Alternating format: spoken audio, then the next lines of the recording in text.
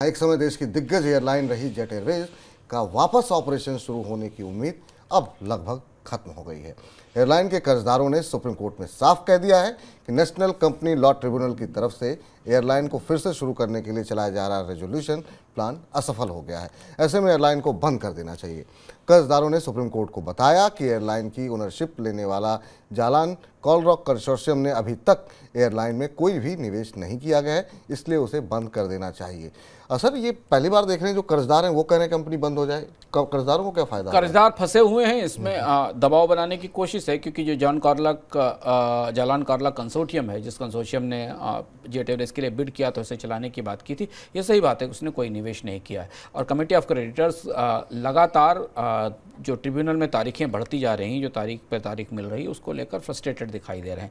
और इसलिए उन्होंने खुद एनसीएलटी से कहा है कि इस कंपनी को वाइंड अप कर देना चाहिए। वैसे भी जेट एयरवेज के रिवाइवल की संभावनाएं बेहद सीमित लगती हैं मौजूदा परिस्थिति में, जबकि हमारे पास एक और बड़ी एयरलाइंस बैंक्रप्सी के सामने खड़ी है, जो कि गो फर्स्ट है, और स्पाइस जेट में कई तरीके की समस्याएं चल रही हैं। तो जेट एयरवेज के रिवाइवल के लिए बिडिंग करने वाली कंपनी की तरफ से भी पूरी तरह से इससे संकल्प या उस तरीके की प्रतिक्रिया नहीं दिखती कंपनी को रिवाइव करने के लिए, फंड्स के लिए। तो जॉन कॉलरॉक का जो बयान छपा है, वो भी कहा है कि जो डेट है रिजोल्यूशन की, उसके बाद फंड्स का इन्फ्यूज़न इसमें किया जाएगा। लेकिन अभी जो रिजोल्यूशन का प्लान है उस पर काम चल रहा है।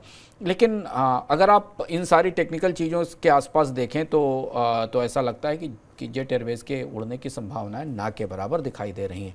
Punjab national bank, IDBI, Canara bank, ICICI bank का करीब 8,000 करोड़ रुपया जेट एयरवेज पर बकाया है। तो अगर इसके लिक्विडेशन की प्रोसेस शुरू हो गई इसके रिवाइवल की संभावना के बाद, तो जो एसेट्स बची होंगी वो बेच दी जाएंगी, और बैंकों को जो पैसा मिलना होगा वो उन्हें इससे मिल जाएगा।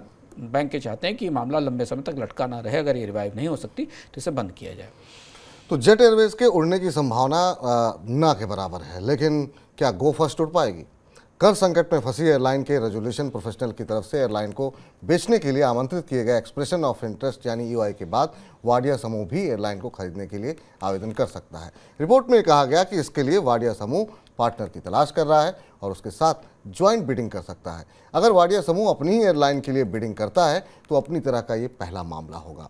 हालांकि रिपोर्ट में एक्सपर्ट के हवाले से कहा गया कि वाडिया समूह ने एयरलाइन के कर्ज को लेकर डिफॉल्ट नहीं किया है, ऐसे में वो एयरलाइन को खरीदने के लिए बिडिंग कर सकता है। सर, ये वाडिया समूह अपनी कंपनी के लिए बिडिंग करेंगे, ये संभव है क्या सर? ये बड़ा दिलचस्प और अनोखा मामला है। गोफर्स पर जब से हम चर्चा कर रहे हैं, हम लगातार मनी सेंट्रल में बता रहे हैं कि अपनी ही कंपनी को बैंकरप्ट घोषित कर देना और फिर उसी कंपनी को खरीदने की कोशिश करना एक अनोखी चीज़ है, जो अभी तक भारत के बैंकरप्सी कानून के ताज़ा इतिहास में नहीं हुआ है। और इसलिए एनसीएलटी अदालत को या बैंकरप्सी अदालत को तय करना होगा कि बैंकरप्ट करने के पीछे इंटेंशन क्या था और उसे दोबारा खरीदने के पीछे इंटेंशन क्या है। ये बात बिल्कुल सही कि इसमें एक तकनीकी पहलू है कि वाडिया समूह आज तक अपने किसी कर्ज की देनदारी में डिफॉल्ट नहीं हुआ है। लेकिन वाडिया समूह का तर्क है कि तकनीकी कारणों से उसे जहाज न मिलने के कारण, जो उसकी इंजन सप्लायर थी उसके साथ सहमति न बनने के कारण कंपनी नहीं चल पा रही थी। लेकिन कंपनी पर भारी कर्ज भी है और वो कर्ज की देनदारी कैसे चुकाई जाएगी, बड़ी दुविधा है बैंक्रप्सी कोर्ट के सामने, क्योंकि ये अपने आप में एक नज़ीर या प्रेसिडेंट बनेगा अगर वाडिया समूह खुद बिड करता है। हालांकि इसके संकेत बिल्कुल शुरुआत से ही थे। जब वाडिया समूह ने बैंक्रप्सी डिक्लेयर की थी तब भी हम लोगों ने मनी सेंट्रल की चर्चाओं में कहा था कि वाडिया समूह ही वापस इसे खुद खरीदने की कोशिश करेगा। ऐसी परिस्थिति में एयरलाइंस को आज की स्थिति में जेट एयरवेज का किस्सा हमने आपके सामने अभी बताया कि जेट एयरवेज को खरीदने वाला कोई ग्राहक बाजार में नहीं मिल रहा, जिसने बिड किया है वो भी उसे चलाने की स्थिति में नहीं दिखाई देता।